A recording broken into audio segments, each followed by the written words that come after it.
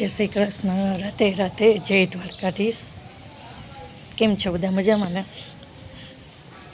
આજે મેં પોસ્ટ મૂકી હતી કે કોને ક્યારે કેટલું આપવું, શું આપવું, કેમ આપવું, કઈ રીતે આપવું, ક્યારે લેવું, પોસ્ટ મૂકી હતી।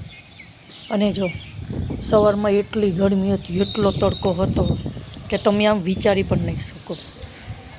અને પછી બપોર પછી અચાનક જે વાતાવરણ પલટો આવ્યો, અત્યારે હજુ તો ચૈત્ર મહિનાનો પહેલો દિવસ છે, અમાસ છે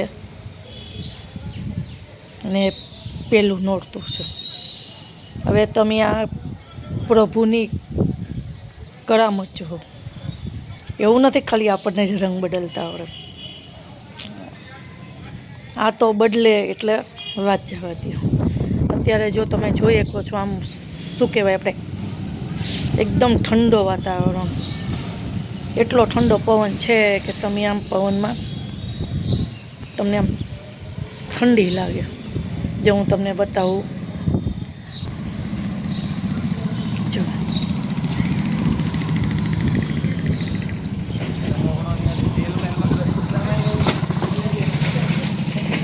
છે ને પાણી પાણી છે, આ જુઓ વાતાવરણ।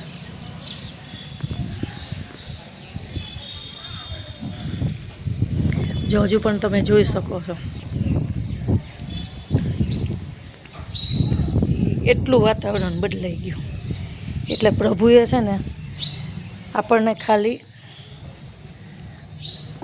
શું કહેવાય, વાવતા શીખવાડ્યું છે કે તમે વાવો,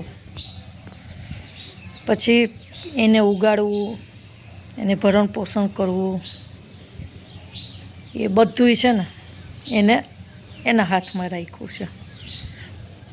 કોને ક્યારે કેટલું આપવું અને ક્યારે લેવું, બધુંય એના હાથમાં છે। અને બીજી એક વાત કે આજે આપણું જીવન છે ને, એ તો ખાલી એક આપણો છે ને વેમ જ છે।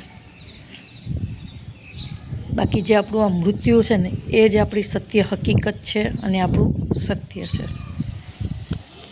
ચાલો, રાધે રાધે, જય દ્વારકાધીશ।